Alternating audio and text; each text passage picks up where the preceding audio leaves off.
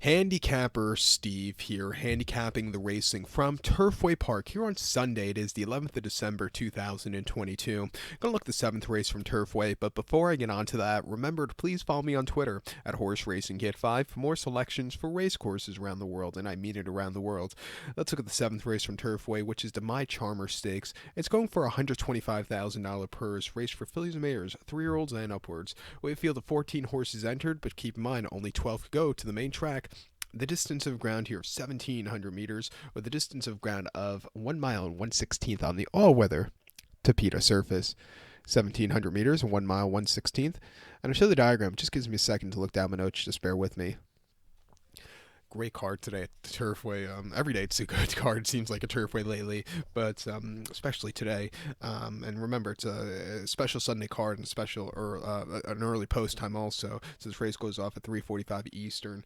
My top selection here, I'm gonna go with the 6-horse Burning Ambition, 6-2-5-8 for me in the superfecta, 6-2-5-8 super. Top selection is 6-horse Burning Ambition, 4-year-old filly by Uncle Mo.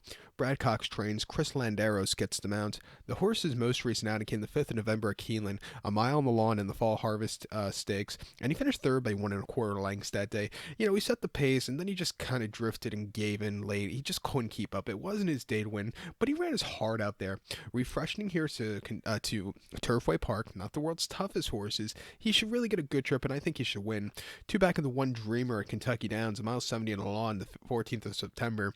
First start in 11 months. He finished second by a nose. He was with the pace that day. He had the lead, and then he got caught. He just wasn't 100% cranked for those horses there. And then prior to that, in the QE2 Cup at Keeneland last fall, yielding going a mile and 8 there, 16th of October. He finished third by 6 1/4 lengths that day. He stalked. He just never quickened up, but he ran his heart out against some decent horses there. And then prior to that, in the Indiana Grand Stakes at Indiana, 1 mile last September, winning by 7 lengths that day. He stalked, he got the lead, quickened up nicely. Very good race. This horse actually won 4 in a row. Broke the main at Indiana in October 2020. Came back in the winter or December of 2020 at the Fairgrounds. Won there very nicely. Came back last summer to win at Ellis and won that Indiana Grand Stakes. And then went up in class where he just wasn't keeping up.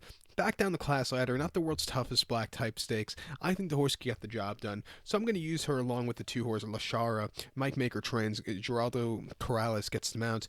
Most recently at Aqueduct, a mile 16th in the Forever Together. She finished 6 by 6 1/4 lengths that day and just never quickened up. The turf course at Aqueduct late in the season really gets weird. I don't think she got a good handle of it.